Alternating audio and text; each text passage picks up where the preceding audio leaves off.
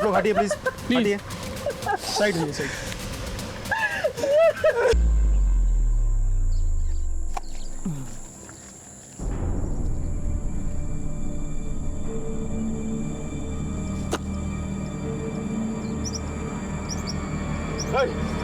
क्या कर रहा है तू यहाँ? अपनी खेत की मेड़ सही कर रहे हैं जो तुमने इतने सालों से बढ़ा के रखी हुई है। औकात में रहा अपने। औकात से ऊपर तो आप बोल रहे हो। एक तो हमारे खेत हड़प लिए, ऊपर से हमें धमकी दे रहे हो।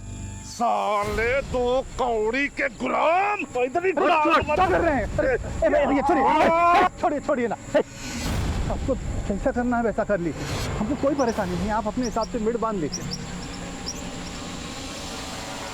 क्या बाबूजी, आज फिर आप उन लोगों के सामने झुक गए? झुकने का बात नहीं है, जब दो आदमी झगड़ा करेंगे तो किसी ना किसी को तो हथियार डालना ही है ना। और झगड़ा करके क्या हासिल होगा? वैसे भी 2 गज जमीन हथियार लेगा तो कितना अनाज उगा लेगा? बाबूजी कुछ नहीं होता है, बात को समझते काहे नहीं तुम लोग? हैं, चलो काम करो अपना।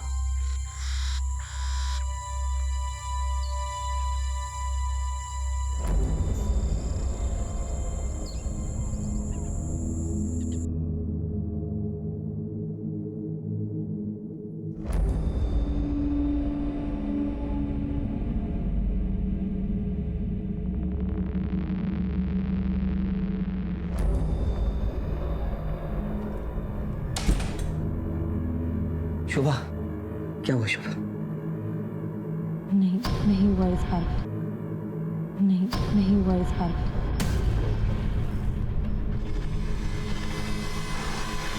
मेरा तो नसीब ही खराब। अरे निराश क्यों हो रहे हो? इस बार नहीं तो अगली बार सही। हाँ, हम कोशिश करते रहेंगे। देखना, जल्दी हमारे घर में बच्चा आ जाएगा। क्या आ जाएगा शोभा? तुमसे शादी करने के लिए मैंने घर वालों का लाया और रिश्ता टुकरा दिया, सबसे दूर हो गया, सबको नाराज किया। यहाँ रह रहा हूँ किराए के घर में। सोचा था उनकी नाराजगी दूर करने का सिर्फ एक रास्ता है कि मैं उनकी गोद में उनका पोता दे सकूं, ताकि हमारे रिश्ते सुधर सके। आप धीरज रखो, हम कोशिश कर रहे हैं ना। हाँ, और इलाज भी चल रहा है, हो जाएगा। कब हो जाएगा शोभा? 4 साल हो गए हमारी शादी को, 4 साल। अरे आप सुनो तो।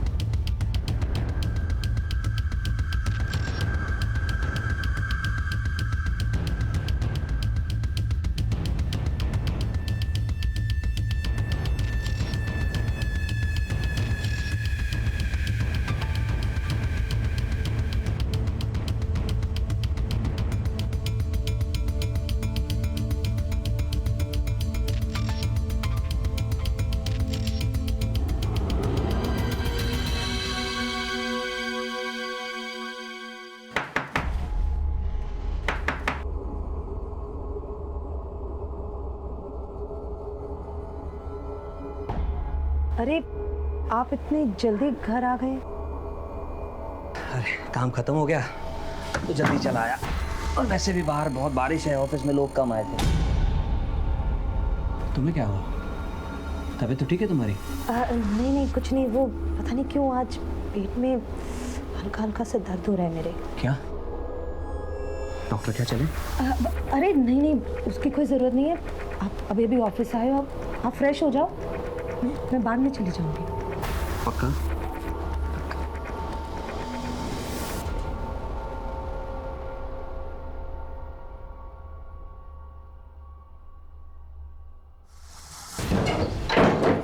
अरे अंदर कहाँ चले आ रहे हो?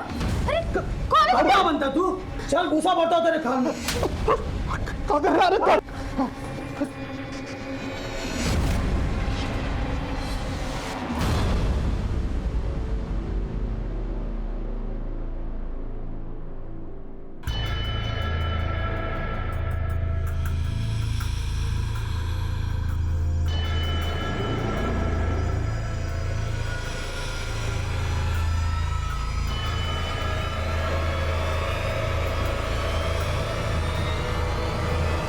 हवलदार साहब, इंस्पेक्टर साहब कहाँ हैं? अंदर।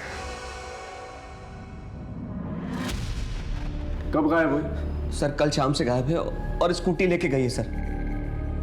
आप कहाँ रहते हैं? सर मैं बाजूपुर में रहता हूँ, लेकिन मैं नौकरी लखनऊ में करता हूँ। सर कल मैं नौकरी पे गया था तो वो घर पे थी, लेकिन मैं वापस आया तो वो घर पे नहीं थी। मैंने हर जगह ढूंढा, वो कहीं नहीं मिली सर। उसका फ़ोन भी ट्राई किया, लेकिन वो स्विच ऑफ है सर। हो सकता है किसी दोस्त या रिश्तेदार के घर गई हो। नहीं सर, मेरे अलावा उसका ज़िंदगी में और कोई भी नहीं है। हम अपनी कार्रवाई शुरू करते हैं। आप बाहर जाके कंप्लेंट दर्ज करवा दीजिए। Thank you sir. अभिषेक, ये फोटो और स्कूटी नंबर लेके सब जगह सर्कुलेट कर। चलो। ला ला ला ला ला ला ला ला ला।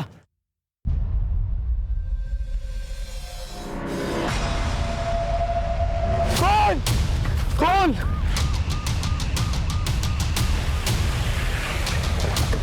आइए सर। हटिए हटिए, बीच में से आप लोग हटिए।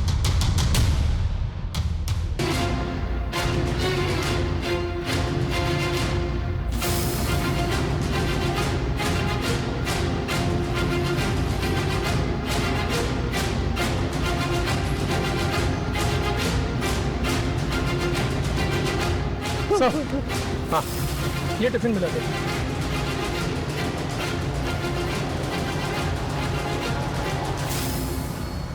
सर सर सर ये टिफिन और बैग हमारे घर का है सर।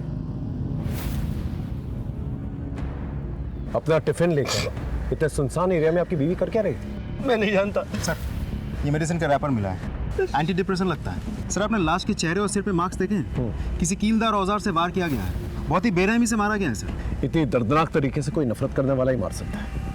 आपको किसी पे शक है? मैं क्या जानूं सर। सर यहाँ आसपास एक हाईवे है, कहीं ऐसा तो नहीं कि आते जाते किसी ने टारगेट बना लिया हो?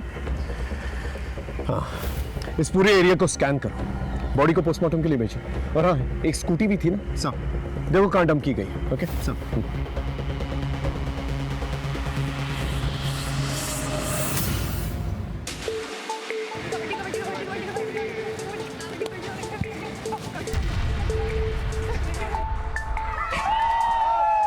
अब आखिरी खिलाड़ी बची है जिला परिषद टीम की काजल श्रीवास्तव।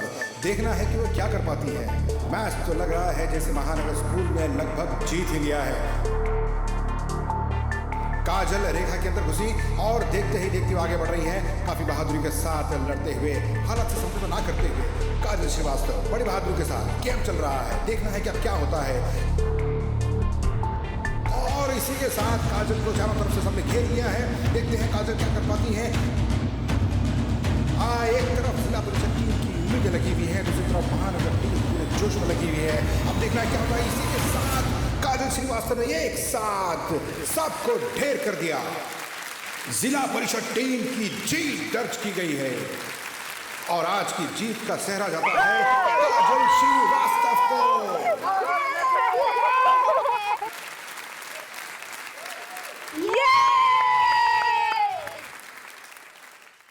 बहुत बढ़िया काजल, अब तुम सीधा डिस्ट्रिक्ट चैंपियनशिप की तैयारी में जुट जाओ। अगले ही संडे ना सिलेक्शन का कैंप लगने वाला है लखनऊ में, साथ चलेंगे। सर दूसरे शहर में अकेले कैसे जा सकती हूँ? तुम अकेली थोड़ी ना हो, मैं हूँ ना तुम्हारे साथ। एक साथ जाएंगे, एक साथ वापस आ जाएंगे। और तुम टेंशन क्यों ले रही हो? मैं समझाऊंगा तुम्हारे पापा को, तुम बस तैयारी करो। सवाल ही पैदा नहीं होता। अब से ये बचपना बिल्कुल बंद। तुम्हें जरा सा खेलकूद में हिस्से क्या लेने दिया? दुनिया के सैर पर निकल पड़ी। सर ये काजल के लिए एक सुनहरा मौका है स्पोर्ट्स में अपना करियर बनाने का। तुझसे बात की मैंने, तूने ही दिमाग खराब कर रखा है इसका। चल निकल यहाँ से। पापा एक बार सुन तो लो, सर क्या कह रहे हैं? चुप, मुझे कुछ नहीं सुनना है। और तू भी एक बात कान खोल के सुन ले, ये तेरा आखिरी साल है, जैसे तैसे अपनी पढ़ाई पूरी कर ले। सर अगर आपको ये टेंशन है कि काजल अकेले कैसे जाएगी, तो मैं जा रहा हूँ ना उसके साथ। अरे जा भाई जा, काजल कहीं नहीं जा रही है। और तू भी अपना रास्ता नाप और निकल यहाँ से। चल निकल यहाँ से। रेनू, आज से इसका खेलना कूदना और बाहर जाना बिल्कुल बंद। समझा दो इसे। जी। बाबा इसे मत करो ना।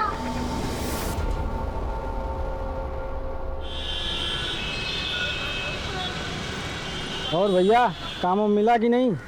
अरे भाड़ में गया ऐसा काम, ये लोग देंगे काम, एक दिन हम देंगे इनको काम, देखना। कमलेश खिलाना। उधार बहुत ज़्यादा हो गया है, पहले वो चुकता करो। रुक जा, देता हूँ। फिर रुक जाइए, चाय पीना बाद में।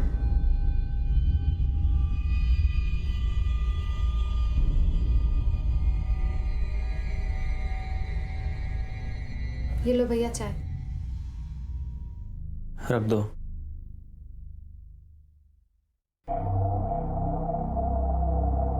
कहाँ घूम रहे थे सुबह से? कितना फोन किया हम आपको। घूम नहीं रहे थे, काम के लिए गए थे। अगर इतने ही लायक होते तो हमें आज ये दिन नहीं देखना पड़ता। बड़े भाई है तेरे, बात करने का तरीका सीख ले पहले। हम वही तो कह रहे भैया, जिंदगी जीने का एक तरीका होता है, ऐसे कब तक चलेगा? बस कुछ दिन की बात है, हम सब सही कर देंगे। सिर ठीक कर दोगे? यही मर जाएंगे सिसक के भूखे प्यासे, अपने गांव अपनी मिट्टी से दूर। हमने कहा ना हम कुछ करेंगे, मतलब करेंगे। दिमाग मत खराब करो अब। ओके सर, जय हिंद। हाँ, हमारा अंदाजा बिल्कुल सही था। शोभा को नकल डस्टर यानी कि हाथ में भूजा जैसा कुछ पहन के बहुत ही बेरहमी से मारा गया। ये पोस्टमार्टम रिपोर्ट सर, यहाँ तक कि स्कल में भी छेद हो गए हैं और वार करने वाला राइट हैंडेड है। यानी कि जिसने भी मारा है बहुत ही स्ट्रांग आदमी है, यहाँ तक कि हड्डी तक में भी छेद कर दिया। लेकिन इतनी बेरहमी से कोई मारेगा क्यों? विनोद कह रहा था कि शोभा का कोई भी नहीं है। मेरे अलावा उसका जिंदगी में और कोई भी नहीं है। इस पति पत्नी के रिश्ते के बारे में पता कर, ये जानना बहुत जरूरी है कि आखिर शोभा से नफरत कौन कर रहा है। साहब, शोभा अक्सर दोपहर में स्कूटी से कहीं जाती थी।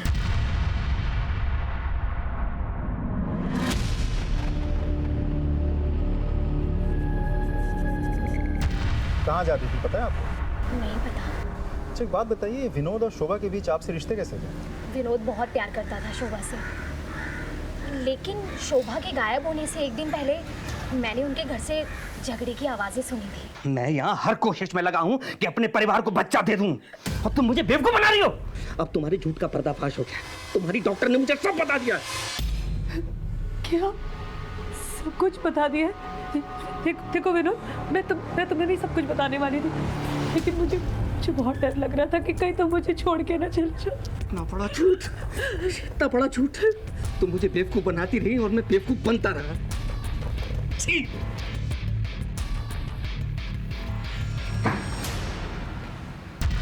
विनोद ने अपने परिवार से लड़के शोभा से शादी करी थी। इसके लिए परिवार में अलगाव रहता था, और अब शोभा माँ भी नहीं बन पा रही थी, इसलिए दोनों बहुत दुखी रहते थे। लेकिन इस बात को लेके झगड़ा उसी दिन हुआ था पहली बार। ये विनोद के परिवार वाले कहाँ रहते हैं? साहब, यही रहते हैं गांव में।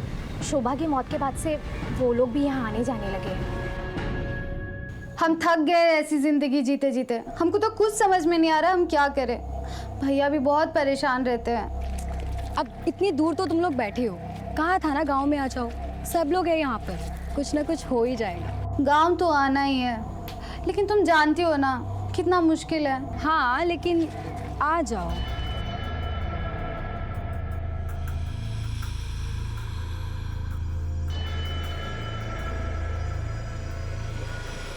अच्छा, मैं तुझे बाद में कॉल करती हूँ। हाँ हाँ ठीक है।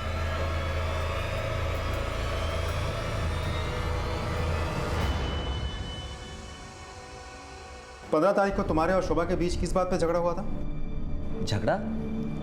ये किसने कहा आपसे सर? पति पत्नी में छोटी मोटी नोकझोंक तो होती रहती सर। या फिर बच्चा ना होने की वजह से झगड़ा हुआ। क्या है कि हमें पता है कि शोभा से आपकी शादी फैमिली के खिलाफ हुई थी, और जब शादी हो गई तो फैमिली के साथ आपने रिश्ता तोड़ दिया, और अब शोभा की मौत के बाद दोबारा से फैमिली से रिश्ते जुड़ गए।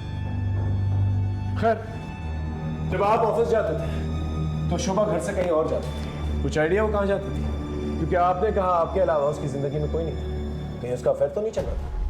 सर ये कैसी घटिया बात कर रहे हैं आप? एक मरे हुए इंसान के खिलाफ इस तरह की बात? देखिए, तैश में आने की जरूरत नहीं है, हम सिर्फ सच जानने की कोशिश कर रहे हैं। सच तो यह है, मेरी बीवी का खून हुआ है और कातिल को ढूंढना तो बहुत दूर की बात है, आपने तो सबूत तक नहीं ढूंढा। आपको एंजाइटी अटैक्स आते हैं, पिल्स देते हैं? व्हाट? आप राइट हैंडेड या लेफ्ट हैंडेड? राइट ही हूँ। ऐसे ही पूछो। खैर, हमारी इजाजत के बगैर शहर छोड़ के मत जाइएगा, ओके? अभी आप जा सकते हैं। इस आदमी को गुस्सा बहुत आ रहा है और ये कुछ छुपा भी रहा है। हो सकता है कि मियाँ बीवी में बच्चा ना होने की वजह से जो झगड़ा होता था वही एक वजह हो जिसकी वजह से इसने मार डाला उसे। हो सकता है सर। इस मियाँ बीवी के बारे में पूछताछ कर पता लगाओ क्या चक्कर चल रहा था इन लोग के बीच में। और हाँ, ये जानना बहुत ज़रूरी है कि शोभा कहाँ जाती थी, किससे मिलने जाती थी। इनके फैमिली डॉक्टर से जाके मिलो। सारिका, हाँ भैया। इतनी देर कहाँ हुई तुझे? वो भैया तुम्हें तो छोड़ दो ना सिलाई कढ़ाई, ना बाहर जाओगी ना कुछ होगा। अरे मैं तो कहता हूँ सिलाई कढ़ाई की जरूरत ही क्या है? भैया वो कोर्स खत्म होने में बस कुछ ही दिन बचे हैं।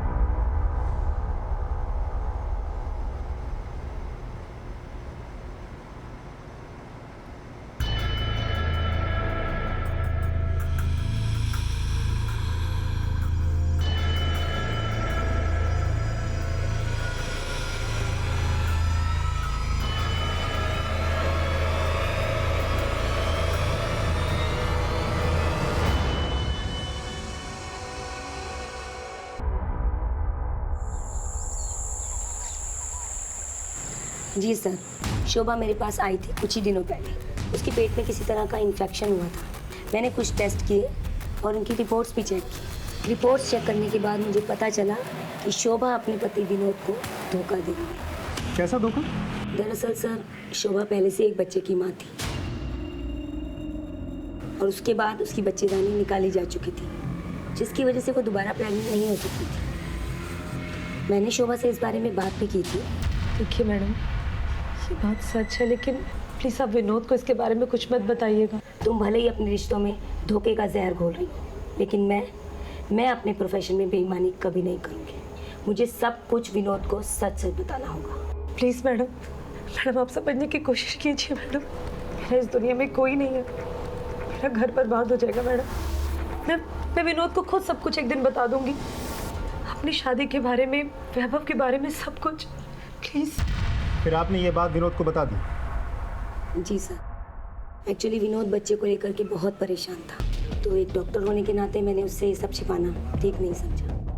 डॉक्टर, एक बात बताइए, शोभा के पहले पति और बच्चे के बारे में आप जानती हैं? जी नहीं सर, मैं कुछ नहीं जानती। सर, मैं क्या पूछ सकता हूँ, आपने मुझे यहाँ क्यों बिठा के रखा है? विनोद, तुम डॉक्टर विनीता को जानते हो ना? हम मिल चुके हैं उनसे और उन्होंने तुम्हारे झूठ के बारे में हमें बता दिया है। डॉक्टर विनीता ने शोभा के बारे में हमें सब कुछ बता दिया। उसकी पहली शादी, उसका पहला बच्चा और उसका कभी भी ना बच्चा होना। ये सब सुन के तुम्हें बहुत गुस्सा आया और तुमने उसे मार दिया या मरवा दिया। नहीं सर, सच तो यह है कि मैं आज भी शोभा से बेहद प्यार करता हूँ। मानता हूँ झगड़ा हुआ था हमारा, लेकिन किस पति पत्नी में झगड़ा नहीं होता सर। लेकिन उसको मारने के बारे में मैं सोच भी नहीं सकता। मारने की तो वजह है तुम्हारे पास, उसका धोखा देना, उसका बच्चा ना होना। उसका पहला बच्चा कहाँ है? उसके पति के बारे में क्या जानते हो? सर, मैं सच बता रहा हूँ, मैं कुछ नहीं जानता और जितना जानता था वो आपको मैं बता चुका हूँ। सर, पीसीआर से डेड बॉडी मिलने की खबर आई है।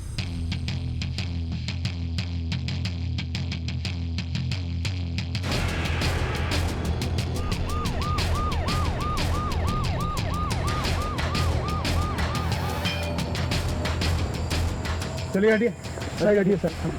आसपास चेक करो, देखो क्या मिलता है। सर, इस लड़की को भी लगभग वैसे ही मारा गया है। नकल डस्टर से चेहरे पे वार किए गए हैं और ये निशान देखिए सर। सर ये बैग मिला है और उसके अंदर सर ये यूनिफॉर्म मिला है सर। इस यूनिफॉर्म को कोई पहचानता है यहाँ? हाँ सर, इस गांव में एक स्कूल है, ये यूनिफॉर्म उसी स्कूल का लगता है। हो सकता है ये लास्ट काजल की हो। कौन काजल? गुलशन श्रीवास्तव की बेटी। सर वो एक दिन से लापता है। गुलशन श्रीवास्तव। सर डेड बॉडी के पास में ये मेडिसिन रैपर मिला है। दिखाओ सर। सर ये तो वही दवाई है जो हमें शोभा के मर्डर स्पॉट में मिली थी, और इस लड़की का चेहरा भी बुरी तरह से बिगाड़ा गया है, जैसा कि शोभा के साथ हुआ था। बॉडी को पोस्टमार्टम के लिए भेजो, देखते हैं रिपोर्ट में क्या आता है। हो सकता है कि ये दोनों मर्डर्स किसी एक ही आदमी ने किए हो। सर एक काम करते हैं, इस मेडिसिन के रैपर को आसपास के मेडिकल शॉप में जाकर पूछताछ करते हैं, शायद हमें कुछ पता चल जाए। नॉट पॉसिबल अभिषेक, ये जो मेडिसिन है काफ़ी कॉमन मेडिसिन है, काफ़ी लोग इस्तेमाल करते होंगे इसका। इतने से एविडेंस के साथ कल्प्रिट तक पहुंचना थोड़ा मुश्किल होगा। हमें कोई और रूट लेना होगा। उस गुलशन का पता ले लो। ओके चलो। आपकी बेटी गायब हुई थी, आप पुलिस वालों के पास क्यों नहीं आए? क्या करते साहब, ढूंढा उसे जाता है जो गुम हो जाए, जो भाग जाए उसे क्या ढूंढना साहब। सर ये लेटर छोड़ के गई है, भाग गई उस मास्टर अशोक के साथ। मैं उसके पास भी गया था साहब, लेकिन वो नहीं माना। क्या करता, पुलिस में रिपोर्ट करता तो बेइज्जती होती, इसलिए बैठ गया चुपचाप। अशोक ने क्या बताया था?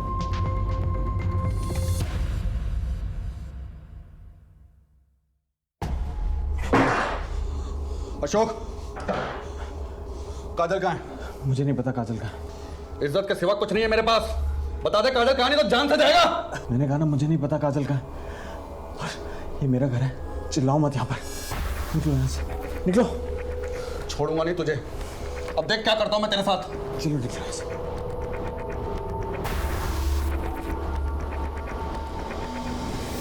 कहाँ रहता है ये कोच?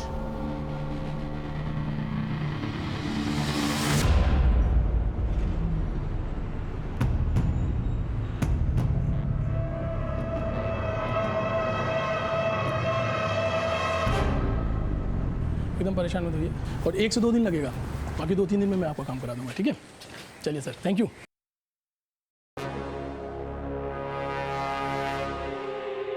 जी बताइए। सर अगर कोई पीछा कर रहा हो तो कंप्लेंट कहाँ लिखानी है? यही पुलिस स्टेशन में। वैसे कौन पीछा कर रहा है? सर पता नहीं। उसका हुलिया याद है जिससे हम उसका स्केच बनवा सकें? नहीं सर। आप परेशान मत हो, एक हेल्पलाइन नंबर है, आप इसको नोट कर लीजिए। Thank you.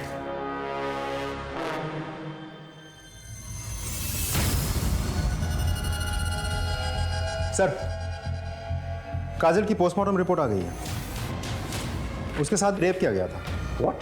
जी सर, दोनों जगहों पर मिली मेडिसिन का रैपर सेम है, नकल डस्टर के मार्क्स भी बिल्कुल सेम है, और मारने का तरीका भी बिल्कुल वैसा ही है जैसा शोभा का था।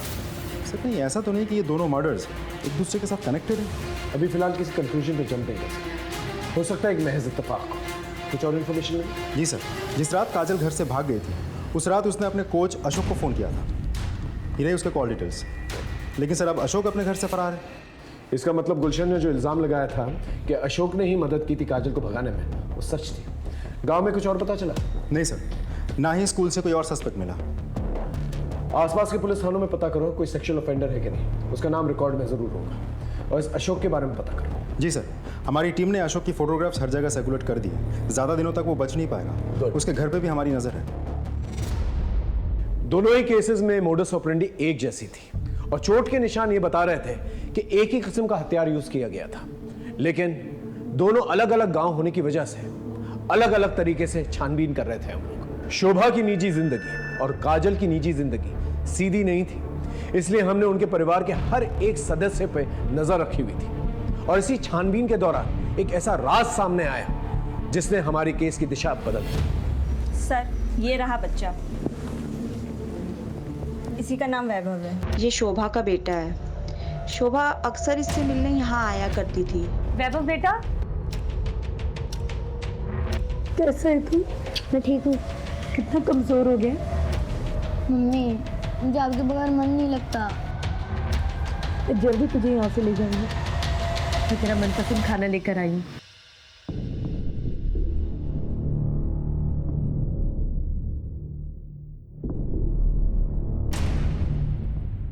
सर शोभा ने कहा था कि उसने अपने पति से बात किया है कि वो इसे अपने साथ लेकर जाएंगे। क्या हुआ सर? क्या हुआ? चल चल बैठ बैठ आराम से बैठ, हम तुझे बताते हैं क्या। पहले तू हमें ये बता, ये कौन? सर ये तो मेरे दोस्त गुलशन की बेटी है सर। इसका मर्डर। क्या? मर्डर? बिल्कुल उसी तरह जिस तरह से शोभा का। लेकिन सर आप ये मुझे क्यों बता रहे हैं? इसे पहचानता है? नहीं सर, इसे नहीं जानता मैं। ये शोभा का बेटा है जिसकी वजह से तूने शोभा को मार दिया। सर सच सच बता, उस दिन क्या हुआ? सर मैं कसम खा रहा हूँ, मैं नहीं जानता था ये शोभा का बेटा है सर। उस दिन हॉस्टल जाते वक्त उसने हॉस्टल की वार्डन को सब कुछ बता दिया था कि उसने तुझे सब कुछ बता दिया। सच बोल। सर वो मेरे दिमाग से निकल गया, बताया था उसने सर मुझे, मैं भूल गया था सर। मुझे माफ कर दो विनोद, मैंने तुमसे कुछ झूठ नहीं बोला, सिर्फ सच छुपाया विनोद। मेरी शादी पूरी तरह से बर्बादी थी। विनोद तुम वैभव को अपना लो विनोद, प्लीज। मैं वैभव को तुम्हारे पास ले आती हूँ विनोद, देखो मना मत करना विनोद। लेकिन मैंने उससे ये कभी नहीं कहा था कि मैं उसे अपना लूंगा या वो उसे घर ले आए। तूने कहा नहीं, करके दिखाया। इसलिए जब शोभा बाहर निकली तूने उसे मार दिया या मरवा दिया ताकि ना रहे वैभव और ना रहे वो, और तू दोबारा अपने माँ बाप की मर्जी से शादी कर सके। सर चाहे तो आप सारी जिंदगी के लिए मुझे जेल में डाल दीजिए, मैं आखिरी वक्त तक यही कहूंगा कि मैंने शोभा को नहीं मारा, नहीं मारा, नहीं मारा।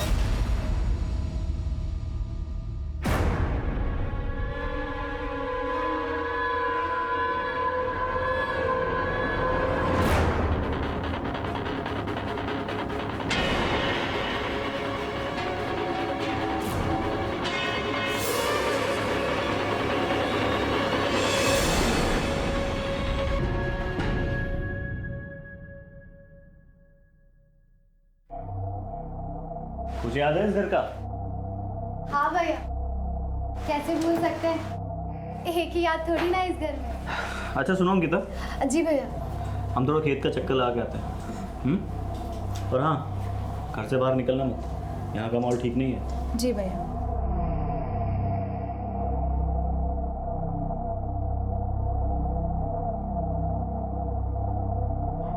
अच्छा चलो गैस करो हम कहाँ हैं?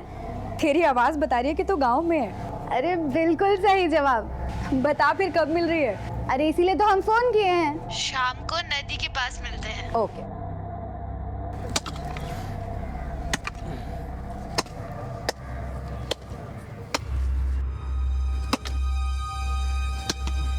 अरे श्याम।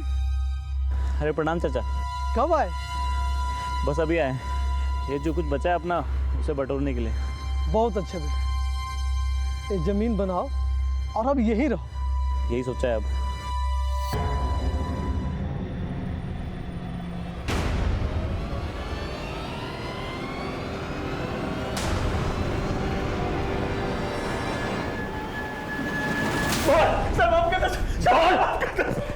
सर मैंने किसी को नहीं मारा है सर। अच्छा तो फिर भाग क्यों रहा था और दवा क्यों चुराई? सर मैं अस्थमा का पेशेंट हूँ, मर जाता अगर ये दवा नहीं चुराता। और वो मेडिकल वाला प्रिस्क्रिप्शन मांग रहा था। और रहा सवाल भागने का, तो गुलशन जी को शक था कि काजल को मैंने भगाया। और जब काजल की लाश मिली तो मैं डर गया कहीं गुलशन जी मुझे ना फंसा दे, इसलिए मैं भाग रहा था सर। तो उस रात काजल ने फोन क्यों किया था? हाँ सर ये बताने के लिए कि वो घर से भाग रही है। कैंप के लिए भागने वाली लड़की कैंप तक नहीं पहुंची। और किसको पता था इसके बारे में? सर उसके छोटे भाई आशु को भी पता था, उसने उसे बताया था घर से जाने से पहले। ये बात उसने मुझे फोन पे बताई थी। हाँ सर मैं जानता था। दीदी ये जो तुम कर रही हो ना बिल्कुल ठीक नहीं है। मैं जा रहा हूँ बाबा को उठाने के लिए। आशु देख, अगर तूने पापा को कुछ भी कहा तो तू मेरा मरा हुआ मुंह दिखेगा। इतनी मुश्किल से ऐसा मौका हाथ लगाए तो वो दिन की तो बात है, मैं आ जाऊंगी वापस। पापा की जितनी मार खानी होगी ना खा लूंगी, लेकिन तू चुप रहना। खा मेरी कसम, तू बाबा को कुछ नहीं कहेगा। मुझे लगा था कि दीदी 2 दिन में वापस आ जाएंगी, दीदी तो वापस आए नहीं। और बाबा इतना गुस्सा थे कि अगर मैं उन्हें बताता कि मुझे पता है कि दीदी कहाँ है तो वो मुझे जिंदा नहीं छोड़ते, इसलिए मैंने उन्हें कुछ भी नहीं बताया।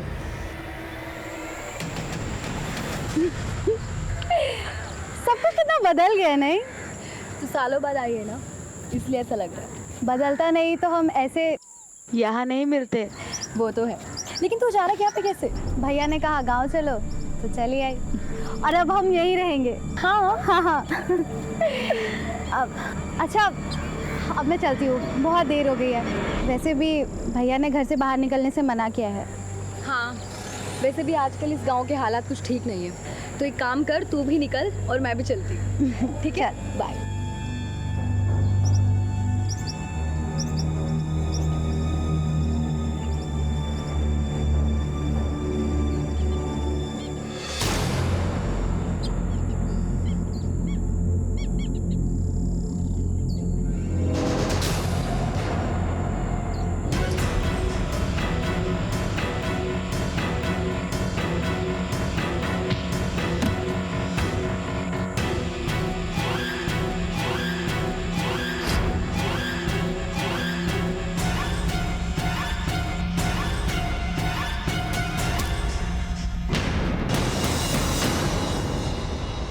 इधर आ। जी सर। तीरा तू कहाँ जा रहा है? घर जा रहे सर। वैसे यहाँ आसपास खतरा बहुत है, कर क्या रहा है यहाँ पर? आगे आगे खेत है हमारे सर, वो देरी हो गई आज। चलो ठीक है, गाड़ी में बैठ जाओ, छोड़ दो। जी जी सर।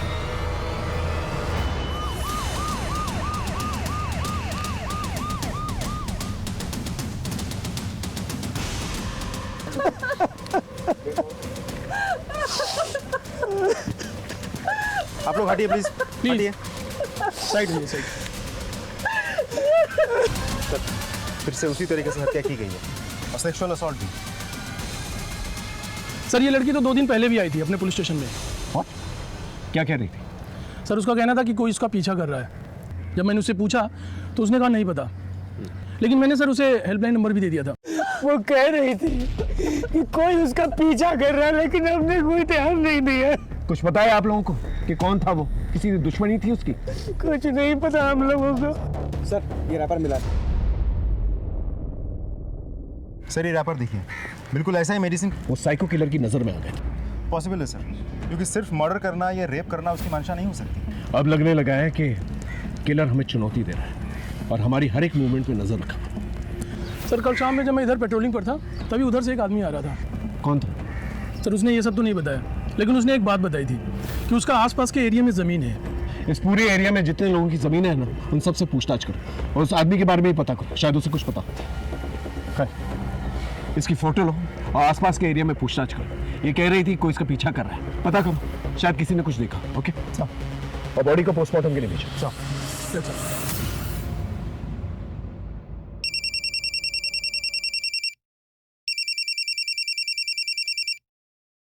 हेलो, सारिका की किसने हत्या कर दी? क्या? अंकिता, क्या हुआ? अच्छा हम कुछ काम से बलरामपुर जा रहे हैं, कल सुबह तक आ जाएंगे। अंकिता, हम तुम्हारे लिए कुछ लाए हैं। ये देखो।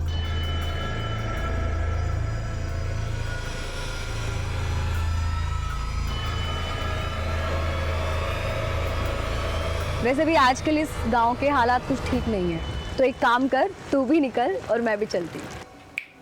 क्या हुआ? पसंद नहीं आया? नहीं भैया, अच्छा है। हमें पता है तुम क्या सोच रही हो। यही सोच रही हो ना कि तुम्हारा नाम तो ए से आता है, फिर ये एस क्यों? सच बताए, हमने हमारे लिए लिया था, पर क्या है अब तुम रख लो। चलते हैं।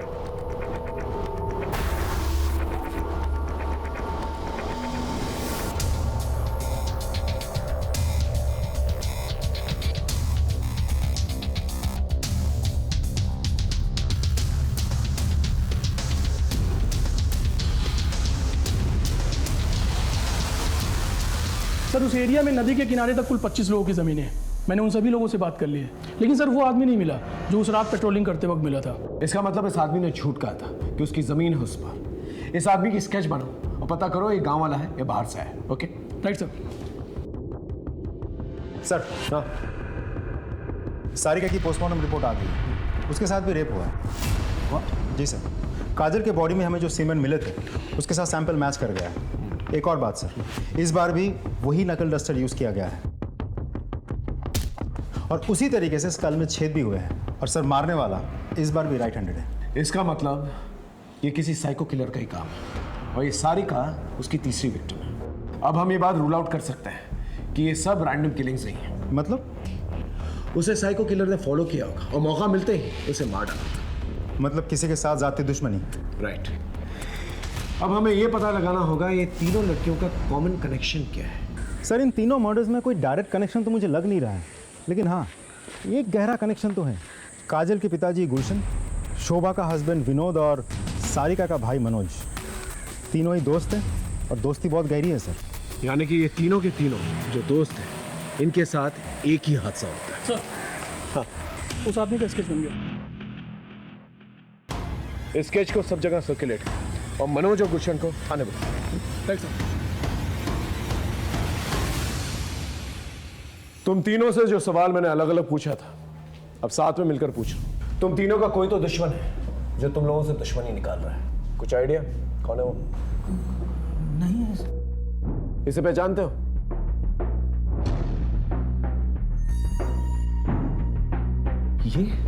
ये तो श्याम है। कौन श्याम? हमारे गांव का ही है, ओम साहू का बेटा। सर सालों पहले इसने गांव छोड़ दिया था, लेकिन सर हमें पता चला कि कुछ दिन पहले इसने गांव आना शुरू किया है। और सर जब से इसने गांव आना शुरू किया है तब से ऐसे कांड होने शुरू हो गए। तो अब बता रहे हैं हमें भी अभी तस्वीर देख के झटका लगा। आप लोग हमें ये बताइए आप लोगों का कनेक्शन क्या है इसके साथ और ये कहाँ मिलेगा?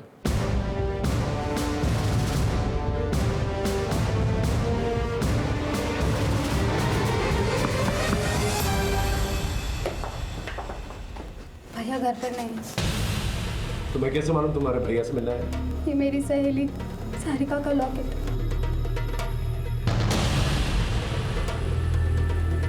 ये लॉकेट तो सारिका का है। शाम का है? भैया बलरामपुर। बलरामपुर? बलरामपुर में तो मेरी बहन स्नेहा रहती है, मैंने बताया था ना आप लोगों से। चलो बलरामपुर सब।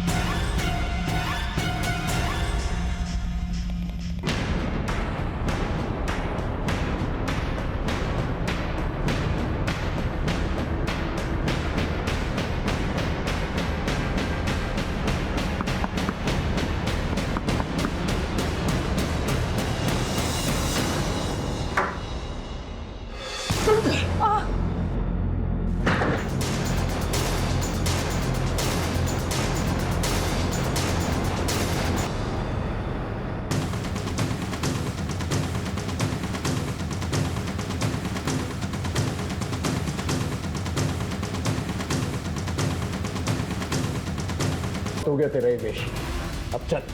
आप लोग क्यों आ गए? हम आने वाले थे। चल लेकिन चला सर। मारा है सबको, ले लिया अपना बदला। कौन सा बदला? हमारी जिंदगी बर्बाद करने।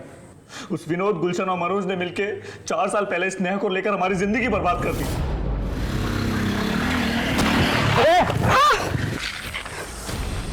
ये क्या कर दिया तुमने? हमें जानबूझ के नहीं किया, वो गलती। क्या हो रहा है? क्या स्नेहा तुम क्या कैसे? भैया इसने मुझे छेड़ा है। नहीं, अपनी जात और औकात दोनों भूल गए। भैया आपने तो बचाया इसे बाइक से। दो इसे दो मनोज भाई। एक और दो, एक और। हम तो स्नेहा को बचाने गए थे, मगर गांव के बड़े और दबंग लोग गलत समझ बैठे।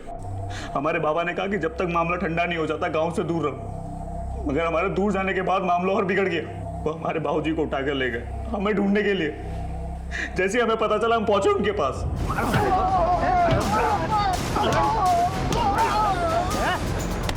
साले को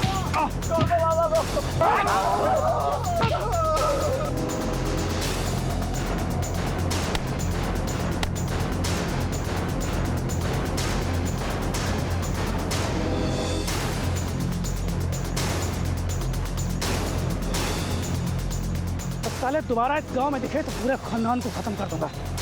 और सुन, अगली बार तेरी बहन मेरा शिकार होगी।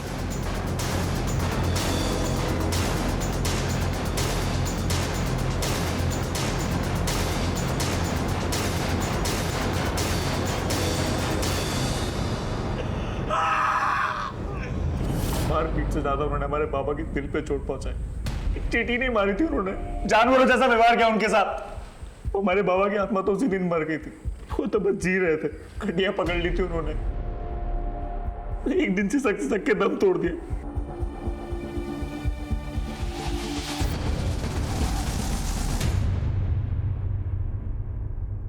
गलती हमारी थी भी नहीं, फिर भी उन्होंने हमारे साथ साथ हमारे बाबूजी को भी सजा दी। तभी हमने सोच लिया कि बदला तो लेंगे। बदला लेना ही तो गुलशन, मनोज और विनोद से ले। उन 3 निर्दोष औरतों ने क्या किया? ये बात आप उनसे जाके पूछो ना। अगर उन्हें कोई बात करनी थी तो हमसे क्यों नहीं की? हमारे निर्दोष बाप को क्यों घसीटा बीच में? हम भी जताना चाहते थे उन्हें कि अपने सामने अपनों को मरता हुआ देख के कैसा लगता है। इसीलिए सबसे पहले हमने विनोद की बीबी शोभा को मारा, फिर गुलशन की बेटी काजल को, फिर मनोज की छोटी बहन सारिका को, और फिर स्नेहा को। हमारे बाबा के आत्मा को अब शांति मिल गई होगी। अब आप हमें फांसी दो या जिंदगी भर जेल में रखो, कोई फर्क नहीं पड़ता। फांसी तो तुझे होगी, लेकिन एक बात बता देता हूं तुझे, तूने जो किया है ना, उसकी वजह से तेरे बाबा की आत्मा को कभी भी शांति नहीं मिलेगी।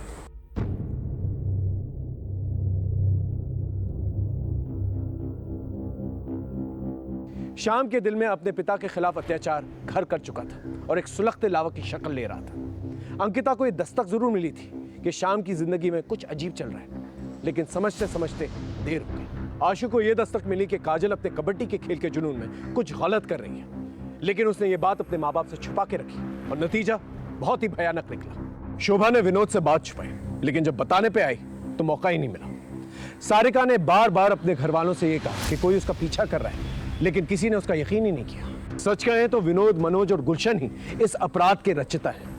उन्होंने बिना सच जाने कानून को अपने हाथ में लिया और एक ऐसा बीज बोया जिसने तबाही मचा दी। दस्तक होती जरूर है, चाहे वो जोरदार हो या खामोश।